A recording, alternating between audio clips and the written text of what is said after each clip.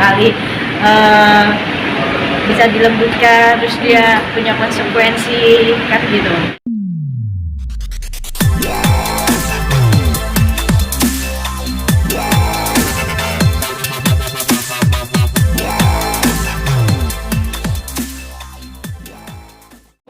Tahan dulu. Kakak, abang aman kan aku? Maju dong, siapa Anda? Izin ya di bawah. Gobeng, maju Gobeng.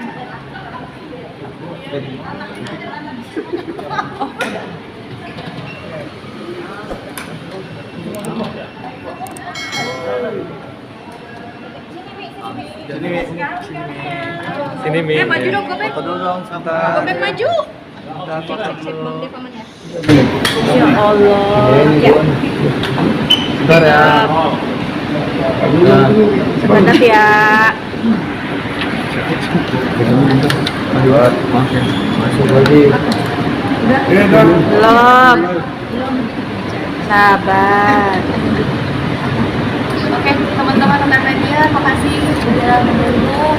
Jadi pada hari ini klien saya dibantu juga dengan Mbak Marisa Ica mendatangi Polres gunanya untuk berkonsultasi dan melaporkan adanya dugaan tindakan pornografi dan juga asusila yang dilakukan oleh saudari selebgram inisialnya OF ya. Nah, konten ini terkait bahwa di sosial media yang sudah beredar viral, OF ini melakukan tindakan yang tidak sepantasnya dilakukan sebagai seorang perempuan muslim karena dia juga memakai atribut muslimah ya, tidak senonoh dan juga mengarah ke arah pornografi. Nah, alhamdulillah laporan kami bisa diterima. Laporannya juga sudah diterima dengan pasal berlapis, pasal 27 ayat 1 Undang-Undang ITE, pasal 4, pasal 8, pasal 10 Undang-Undang Pornografi. Dan selanjutnya kami serahkan kepada tim penyidik dari Barreskrim. Mungkin selanjutnya Ancamannya berapa? ya nanti akan di Kira-kira dari pasal-pasal itu berapa? 5 tahun. Di atas 5 tahun. Oke. Umi tadi gimana di atas Umi? Kenapa? Tadi di atas gimana? Ya gimana? Bantu doa semuanya karena Umi mewakilkan masyarakat Muslim, masyarakat seluruh Indonesia, bahkan juga teman-teman saya yang non Muslim pun banyak ikut mensupport. Di sini juga Masya Allah Umi mewakilkan dari semuanya, terus perusahaan Umi, terus pada saat itu juga teman-teman Umi menginfokan kepada saya dan akhirnya saya komunikasikan dan konsultasikan apakah unsur-unsurnya masuk untuk dibuat laporan polisi, yang dimana alhamdulillah sudah dikomunikasikan kepada ahli-ahlinya, unsurnya bisa masuk, yang alhamdulillah hari ini laporan kami diterima. Oke. Buat Umi sendiri kan, Umi kan paling concern, artinya jarang banget untuk ikut ya Mi dalam di sosial media ini. Kenapa nih, mungkin resahnya seperti apa sih Umi? Ya mungkin ini kali ya, saya sebagai seorang pendakwah walaupun bukan berarti dengan pakaian saya terus saya lebih baik dari beliau yang bersangkutan, enggak juga, bisa jadi juga beliau lebih baik ibadahnya daripada saya. Cuma di sini saya lebih kepada saya sebagai seorang pendakwah, terus saya sebagai seorang ibu, dan masukan-masukan dari seluruh majelis taklim se-Jabodetabek yang sudah yang sudah ada DM saya, ada yang telepon segala macam yang meminta untuk ya membicarakan soal hal ini gitu. Dan saya juga punya majelis taklim remaja yang saya bina, dan mereka pun juga mengutarakan hal ini tentang keresahan mereka. Karena kan ini loh, anak-anak itu kan 10 tahun ke depan mereka yang akan 20 tahun ke depan.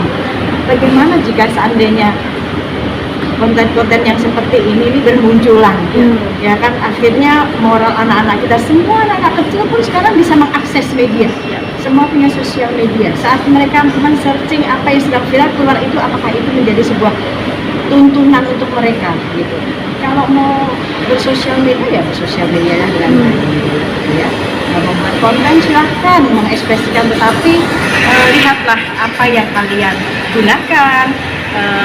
Terus konten ini kira-kira saat ditonton ini menjadi tuntunan atau tidak. Nah, saya hanya sebagai seorang pendakwah yang concern akan hal ini. Bukan nggak hanya Umi nih kan, Kak Abi Zat juga sangat terasa ya Umi sempat update di sosial media. Apakah sebelumnya sudah juga tukar pikiran sama Umi sebelum Umi dari Mabes? Iya. Terus juga ini juga sebenarnya titipan dari teman-teman public figure juga ya, yang mungkin namanya nggak mau disebut, tetapi mereka juga semuanya concern ke sini. Sebenarnya banyak juga public figure yang mau menjadi saksi hari ini, cuma karena kita hari ini datang ke sini dan berharap LP kita langsung diterima, terus kita komunikasikan ke teman-teman yang lain, punya kesibukan masing-masing, dan akhirnya kita putuskan untuk ya udah buat LP aja sekarang. Terus untuk teman-teman yang lain kita minta doanya aja gitu. Sebenarnya teman-teman public figure yang lain bersedia sekali gitu untuk menjadi saksi kita, cuma akhirnya kita memutuskan untuk segera aja membuat laporan polisi. Apa aja yang dipertanyakan di dalam sendiri oleh pihak kepolisian terkait laporan ini sendiri? Gimana bukti-buktinya apa aja? Bukti-buktinya pasti sudah lengkap ya, termasuk juga saksi. Pertama bukti screenshot, juga link, terus video juga yang sudah diunggah dan sudah tersebar ya. Itu yang paling krusial. Pertanyaan yang diajukan oleh dari pihak penerima laporan, Jumlah pertanyaan kira-kira banyak ya? Banyak ya, karena ini juga sampai malam. Yang pastinya adalah kita harus menguatkan unsur-unsurnya sangat terpenuhi, itu satu. Bukti-buktinya juga lengkap, saksi-saksinya juga banyak sebenarnya, cuma kita membatasi, dan selanjutnya kita serahkan.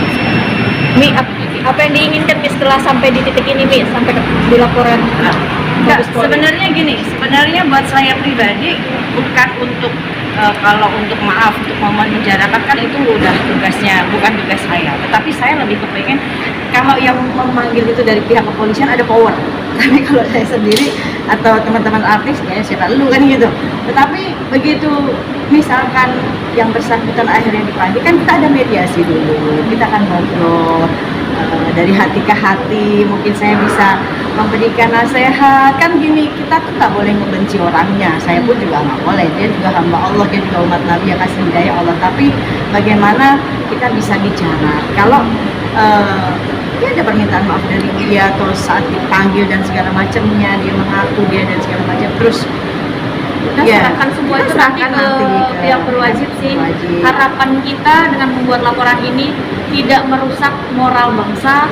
Kedua, tidak terjadi hal ini lagi, karena khawatirnya kalau tidak ditindaklanjuti dengan kami, namun siapa lagi?